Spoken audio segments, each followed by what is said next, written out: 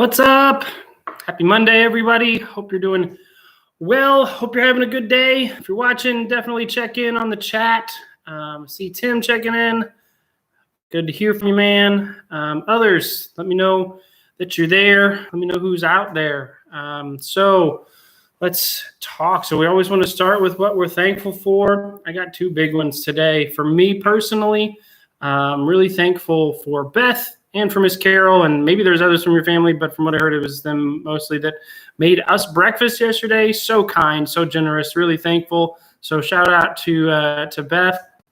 Also really thankful for Luke today. Kind of got a little minor injury and needed to get the grass cut, and so Luke took care of that for me just this afternoon. So he did a good job, and really thankful for him helping out and doing that for me. So let me know what you are thankful for in the chat here. I know that look like Alec and Eric are checking in. Eric is thankful for books today, and Alec is thankful for his mom. I love to hear that, especially the day after Mother's Day. Hope you guys did a good job celebrating Mom yesterday. So quarter teen games. So last time, May the 8th, 5-8 question was, how many people in the history of the St. Louis Cardinals have worn the number 58? So I got several guesses. Some of you checking in later. I know that you weren't able to check in on Friday, so thank you for watching anyway and still being a part of that. So the correct answer was 13. That was higher than I would have guessed, honestly. 13 people have worn the number 58 in the history of the Cardinals. The closest guess was Alec. Alec guessed 10. That was the closest we had. So one more quarter added to Alec's tally. So good job, man. Congrats on that today. Today's question. So rather than a straight number, I'm looking for a grade. What grade was I in when I gave my life to Christ? What grade was I in when I became a Christian? So let me know what your guesses are for that. You can leave it in the chat. You can leave a comment later. You can send me a text or a message, whatever. But what grade do you think I was when the Lord did that work in my heart to bring him to himself? So that's our question for today.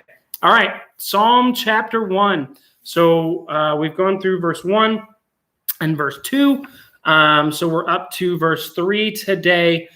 So just as a quick reminder, this psalm starts with blessed is the man, right? And this is man or woman. Blessed is the person. And then the rest of the psalm sort of describes, okay, what is that man like? This person who is enjoying God's blessings, enjoying God's favor, the peace and joy that comes from having God on your side. What is that person like? Okay. And my hope and my goal in this is that we want to have God's blessings in our life. We want to be like that blessed man, that blessed person. And so what do I need to be doing to be that person and to be like that man? So anyway, so we've talked about sort of a little bit of what that looks like. So I want to read verse 3 today and see what that verse has to say for us. All right. So I'm going to read Psalm chapter 1, verse 3. Says, he is like a tree planted by streams of water that yields its fruit in its season, and its leaf does not wither.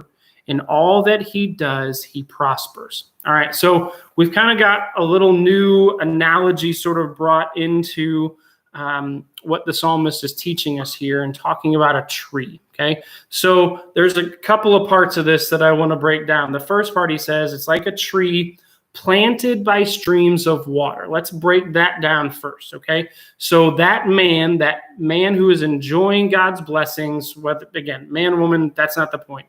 The person who's enjoying God's blessings is like a tree planted by streams of water, okay? So when I read that, my first thought is, okay, does a tree have control over where it's planted? Well, obviously no. But hopefully we get the analogy that a tree that's planted by water is going to be healthier than a tree that's planted away from the water, because that water is a source of nutrients and ultimately a source of life for that tree, right? So a tree can't really pick where it's planted. Can I pick where I'm planted? Well, yes and no. I mean, I think, look, to go back to what we talked about in verse 1, we have a good amount of control over who we're around, right?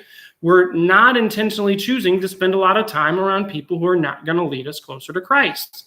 And so in that sense, I can put myself in places where I'm more likely to thrive and grow as a Christian, as a follower of Christ. So there's a sense where I can make sure that I'm planted where I'm supposed to be. But ultimately, the tree doesn't have that decision. It's planted where it's planted. But this tree is planted by streams of water, and that's why it's enjoying this prospering and this blessing. But what's interesting is, from what I've read about this, a lot of people think that the Hebrew word that is used here for streams of water is a word that they would have used for not just a naturally flowing stream, but especially used for irrigation canals, that they would dig intentionally to bring water to their gardens and to trees and things like that. And so when I read that, that makes me think, okay, what am I doing to bring streams of water spiritually into my life? And first and foremost, that has to be God's word. What am I doing? And again, so we talked about how this sort of makes us think about verse 1 and planted not near people that are going to draw us away from Christ. But it also makes me think about verse 2 and being dedicated to God's word. And so this tree that's planted by streams of water, I'm going to try and formulate my life in a way that I'm bringing the source of life to myself, and I'm doing that through God's word. The more time I'm with this book and with God through this book, I am bringing that stream of water, that stream of life into contact with myself. And so when I'm thinking about this tree that's planted by streams of water, I want to bring that stream of water to myself. And I do that by spending time in God's word, which I want to continue to remind us about, right? So let's look at the rest of the verse, though, okay? That yields its fruit in season, and its leaf does not wither, and all that he does, he prospers. So you sort of got three different connections here that I think in a lot of ways are saying they're synonymous, okay? They're saying similar things. Yields its fruit in its season, its leaf doesn't wither, and all that he does, he prospers. These are three different ways to describe the blessings of God that come on us. When we're following him, when we're putting ourselves near to him and inviting his presence and the blessings that come with that into our lives, we're going to prosper. We're going to thrive. We're going to grow spiritually and become more like him. And we're going to invite those blessings into our life. So that's a lot of what the psalmist is saying here. But I really always want to hone in when he says fruit, that means something, okay?